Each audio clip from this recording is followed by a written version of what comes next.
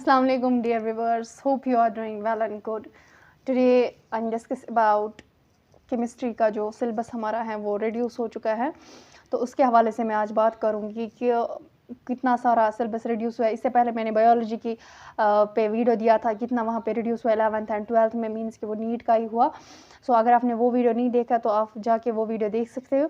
तो आज जो मैं बात करने जा रही हूँ वो मैं केमिस्ट्री के बारे में बात करने जा रही हूँ कि कितना सिलेबस उसमें रिड्यूस हुआ है 11th एंड 12th, कितना कट किया गया है, कितना रिमूव किया गया है। सो उसके बारे में हम बात करेंगे कि ताकि बच्चे भी कंफ्यूज ना होंगे। सो पहले हम उठते हैं क्लास 11th के बारे में, देखते हैं कि क्लास 11th में कौन से चैप्टर्स हैं और कौन से रिमूव किए गए हैं। सो अगर हम बात करेंगे क्लास 11th में, उसमें केमिस्ट्री में रह गया है अभी मोल concept, atomic structure, periodic properties, chemical bonding, thermodynamics, equilibrium, redox reaction, GOC and hydrocarbons. और ये 9 चैप्टर्स हैं अभी किसमें केमिस्ट्री में। सो अगर हम बात करेंगे और 5 की जो रिमूव किए गए हैं वो है states of matter, hydrogen, S block, P block, environmental chemistry, sorry.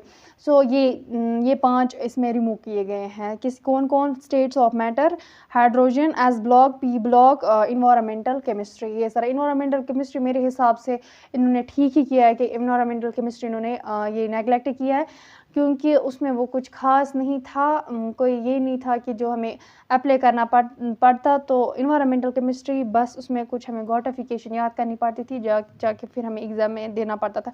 तो उसके बारे में वो उतना कुछ खास नहीं था। ये मेरे हिसाब से इन्होंने ठीक किया है, इन्वायरमेंटल केमिस्ट्री इन्होंने हटा दिया है। तो ये 11th का हाल है। तो 5 चैप्टर्स हैं जो रिमूव किए गए हैं 11th में। सो 9 चैप्टर्स हैं उसमें। सो उसके बाद अगर हम बात करेंगे क्लास 12th की, कौन सा रह गया और कौन से हैं, तो उसमें क्या कह रहा है? Solutions, electrochemistry, chemical kinematics, D and F block, coordination compound, haloalkanes, haloarenes, alcohol, phenyl, ether, aldehydes, ketone, amines, biomolecules. तो ये 10 चैप्टर्स क्लास 12th के केमिस्ट्री में हैं। सो अगर हम बात करेंगे रिमूव वाले चैप्टर्स कितने क्या क्या है रिमूव किया है इन्होंने: solid states, surface chemistry, P block, polymers, chemistry in everyday life, metallic. So ये 6 चैप्टर्स जो हैं ये इन्होंने इसमें रिमूव किए हैं। मीन्स कि 11th के 5 चैप्टर्स और 12th के 6 चैप्टर्स इन्होंने रिमूव किए हैं। सो उस 11th में अब 9 चैप्टर्स हैं जो मौजूद है इस टाइम, और जो क्लास 12th में उसमें 10 चैप्टर्स हैं जो कि पढ़ने हैं। सो ये दोनों के लिए है, ये नीट के लिए भी है और जेई के लिए भी है, क्योंकि केमिस्ट्री का है तो केमिस्ट्री दोनों में ही होता है।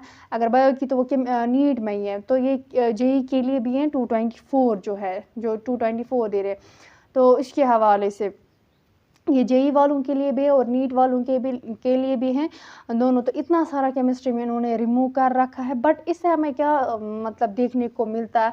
मेरे हिसाब से ये मुझे लग रहा है कि अगर हम एग्ज़ाम के व्यू से देखेंगे, बोर्ड के हवाले से अगर हम देखेंगे, तो उसमें क्या हुआ है, उसमें मतलब हमें जो ये सारे इन्होंने रिमूव किए हैं तो इनमें हमें थोड़ा टाइम कम ही लगता था। जो इन चैप्टर्स में जो क्वेश्चन पूछते थे तो कम ही टाइम लगा, तो मार्क्स हम गेन जल्दी कर पाते थे।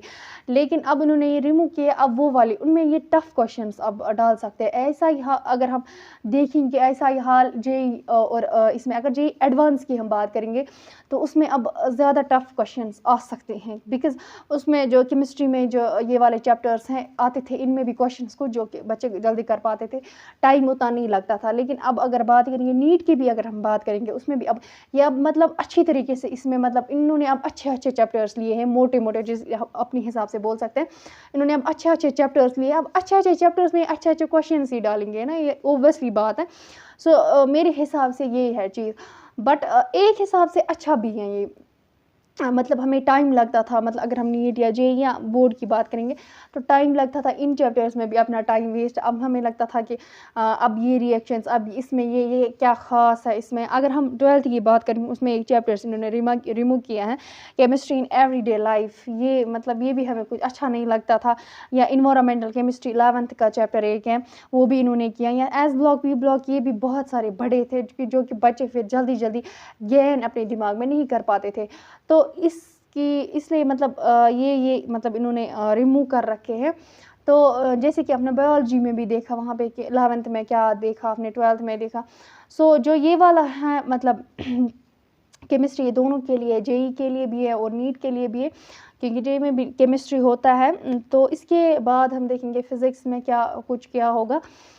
तो मेरे हिसाब से एक हिसाब से ये ठीक ही है, एक हिसाब से ये मतलब गलत ही है, क्योंकि जो बोर्ड के बच्चे अभी है उनके लिए वो मतलब ये वाले चैप्टर्स है जो इन्होंने रिमूव कर रखे हैं, ये हमें मतलब जो हम क्वेश्चन पेपर देखते हैं अपने एग्ज़ाम में, तो ये वाले क्वेश्चन कुछ आसानी होते थे, तो हम जल्दी उनको गेन कर पाते थे, ताकि फिर हमें टफ़ क्वेश्चन में थोड़ा टाइम लगता है, देन फिर हम वो करते थे। लेकिन अब ये वाले हटाए गए। अब लेकिन अगर हम जेईई नीट कॉम्पिटिटिव एग्ज़ाम्स की बात करेंगे, तो वहाँ पे भी अब अच्छे-अच्छे क्वेश्चंस आएँगे, क्योंकि इन्होंने जो एक हिसाब से मतलब डस्ट थोड़ा जो लो का था, लो चैप्टर्स थे वो उन्होंने हटा लिए।